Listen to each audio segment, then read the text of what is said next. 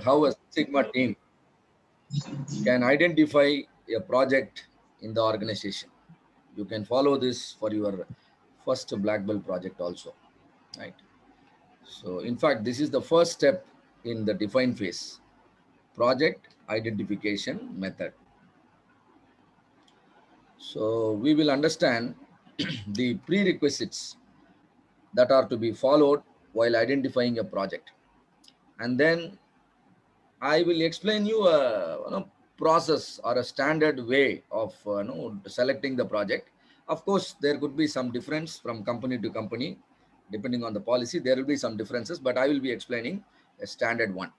And then in the process, I will also make you learn the tools like voice of customer, voice of business, cost of poor quality, and then you will also have gain a clarity on what are CTQs, CTBs. You can even generalize and call it as CTX, right? Whichever is critical to your business, that way you can call it. If it is critical to quality, you call it CTQ. Critical to business, you call it CTB. Critical to safety, you call it CTS, right? Critical to time, you call it CTT. So that way, you will gain a clarity on what are these CTQs and CTBs, right? So prerequisite for project identification. Generally, it is a teamwork. Never identify project as an individual.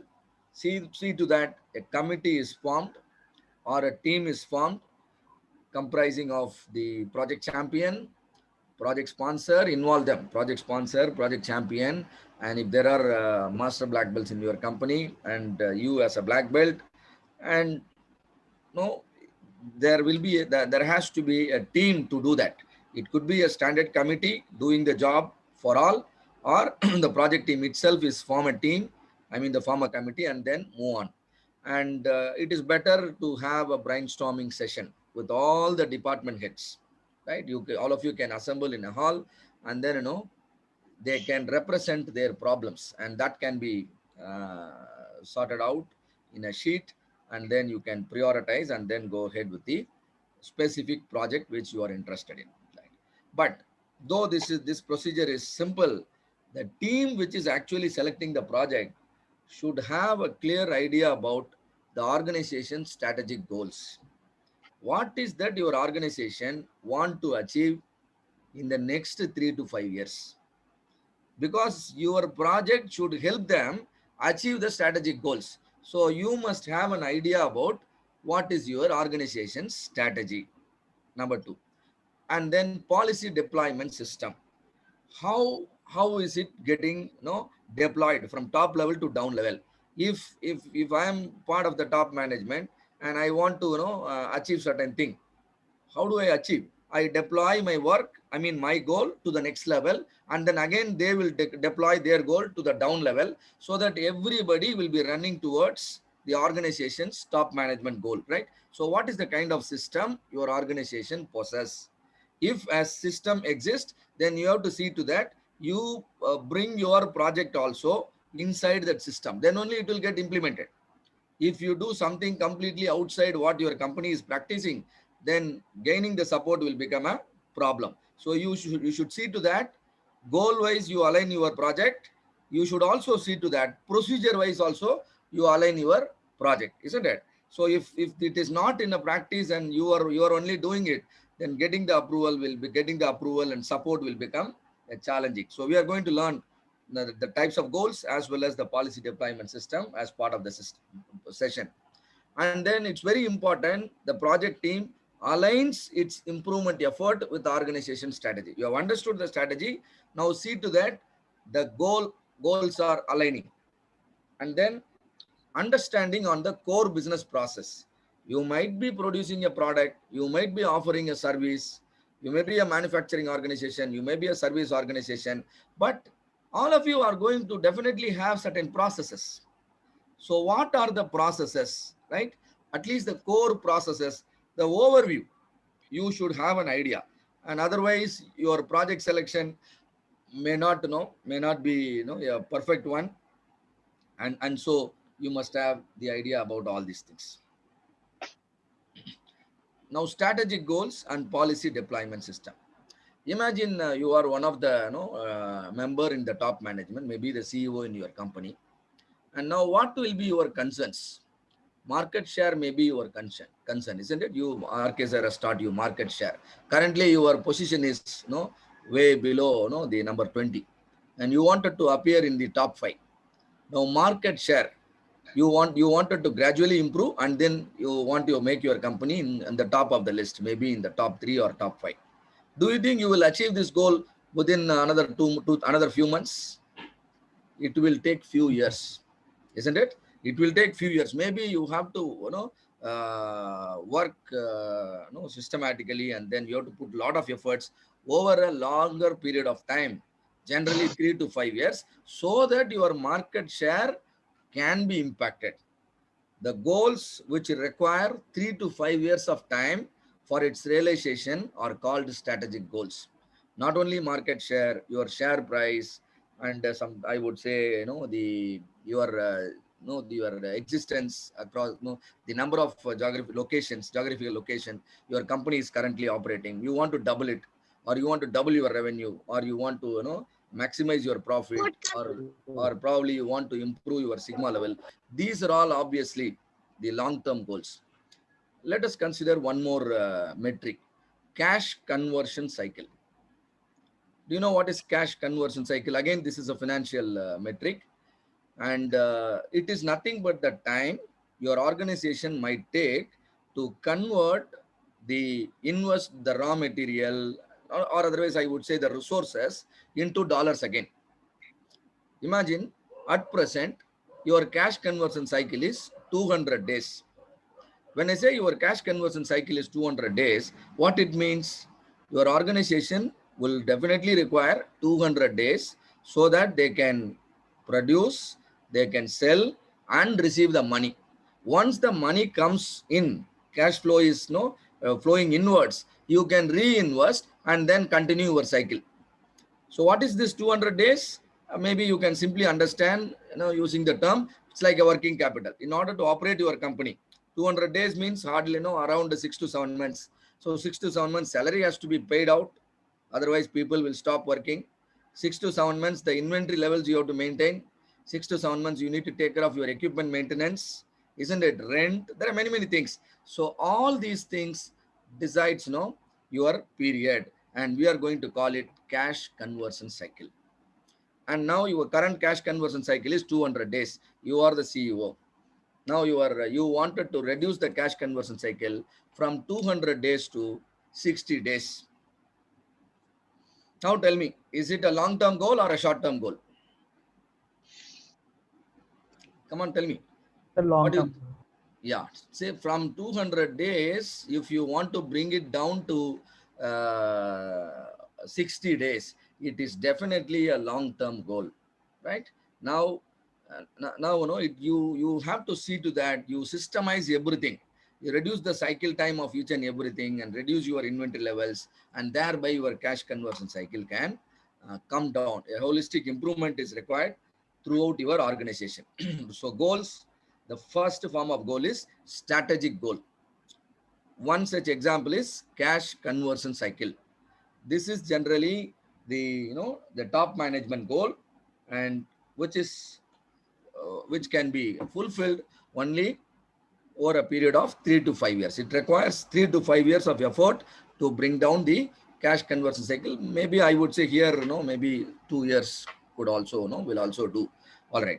So now, how this goal can be achieved? Do you think the CEO himself will go to the down level and then do everything for realizing his goal? Obviously, it is impossible, isn't it? So it is his goal.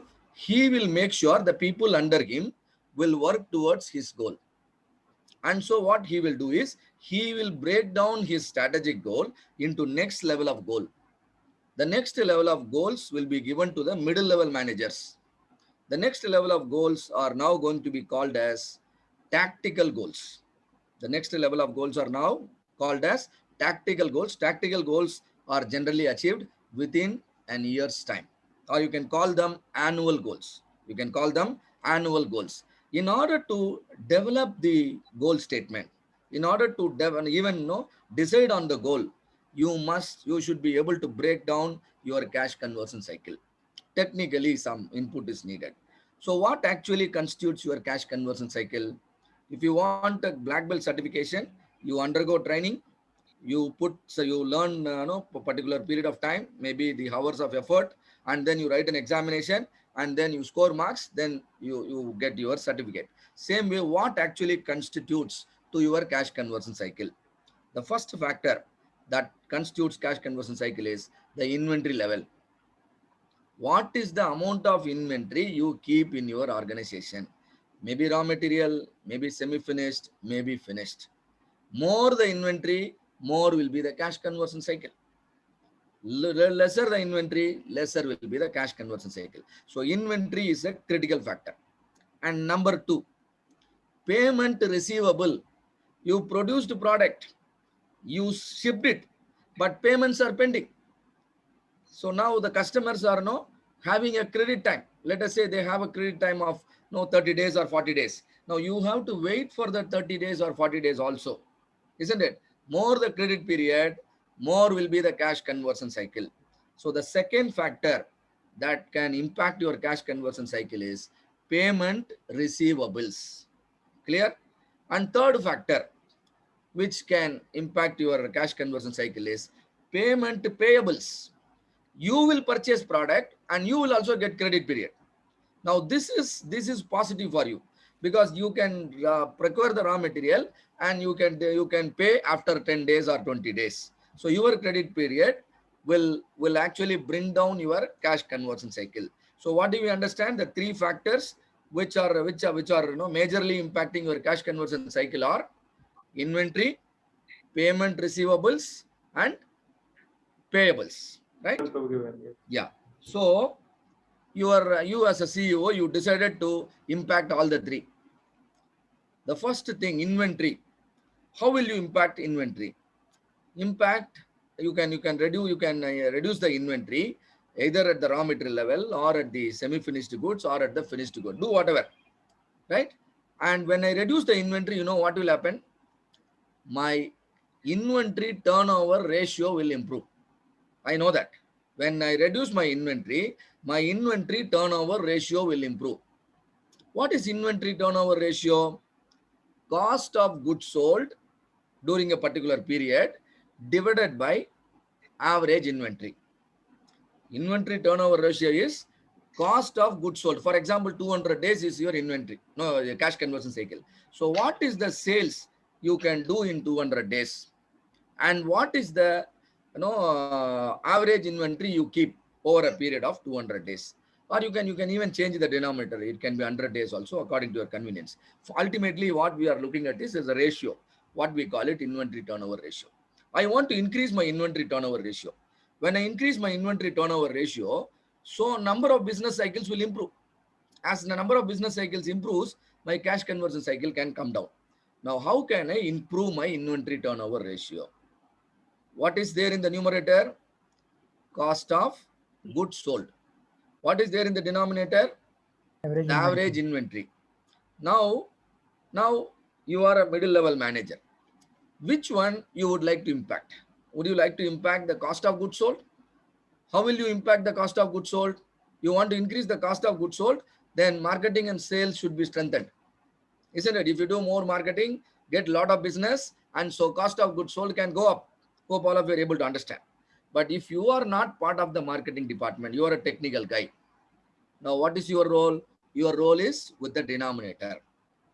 What is in the denominator? Cost Average of inventory. Numerator is cost of goods sold, yes, denominator yes. is inventory. And so you understood that. Now you will break down your goal. What is your broken down version of the goal? Inventory reduction. Because you know denominator is inventory, you will reduce the inventory. Now you have three options. You can think of reducing raw material inventory, or you can think of reducing work in progress inventory, or you can think of reducing finished product inventory. And now, what is this inventory? WIP. WIP means work In in progress. progress.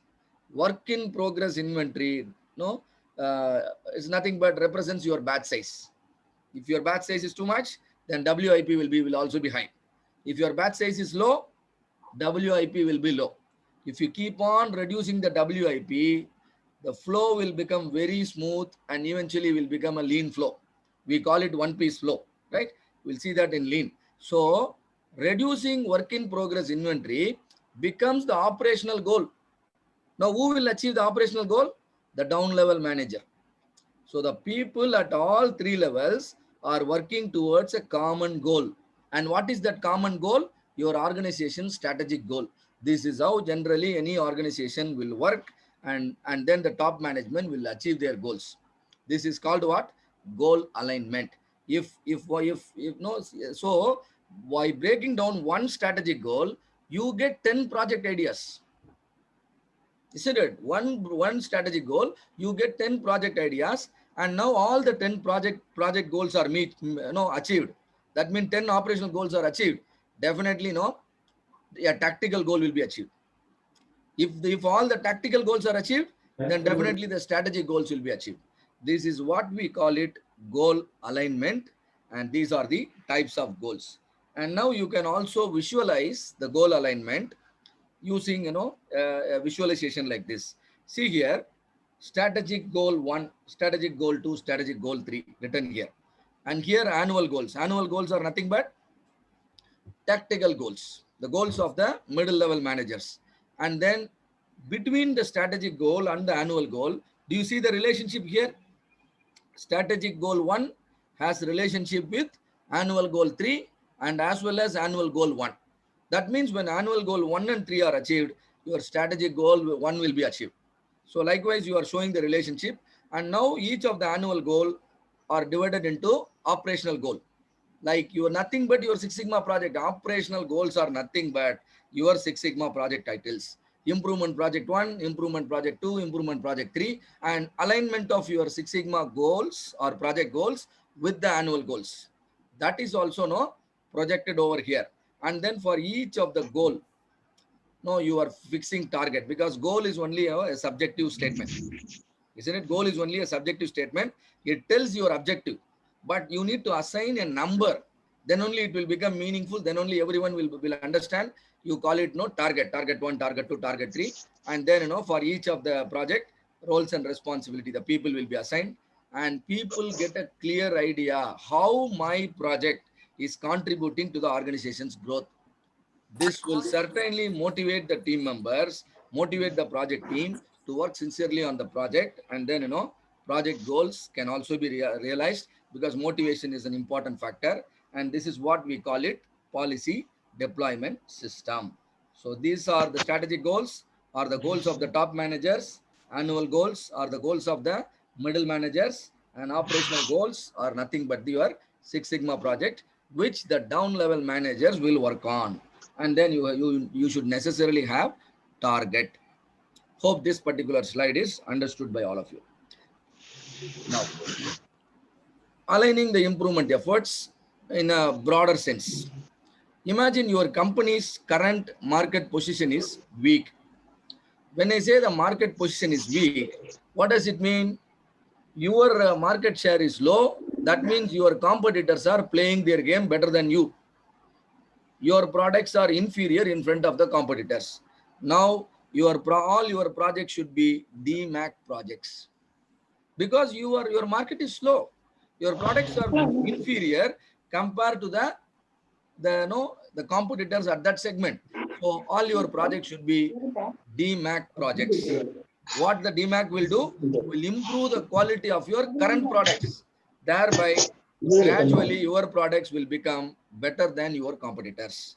If your products become better than your competitors, buying decisions will start happening in your favor. As a result, the market share will improve. Suppose by doing DMAC projects, you strengthened your market. Now your market is really become fast growing. Why it is fast growing? Your products are better than the competitor. Now, do you still go ahead and improve the quality of your products? Not required now, because you are already doing well and fast. Your market is growing fast. When the moment you understand you are in a strong competitive market, your emphasis should be on new product development. These are all the responsibilities of the top management. So they will obviously expect you to develop new products. Now you can think about DMAT V projects. Develop new products At the same time, don't spoil your brand image. Maintain highest levels of quality. That is called DMAT-V, that is otherwise known as Design for Six Sigma. So this is another perspective of identifying either DMAT or DMAT-V project. And now, the first thing all of us understood,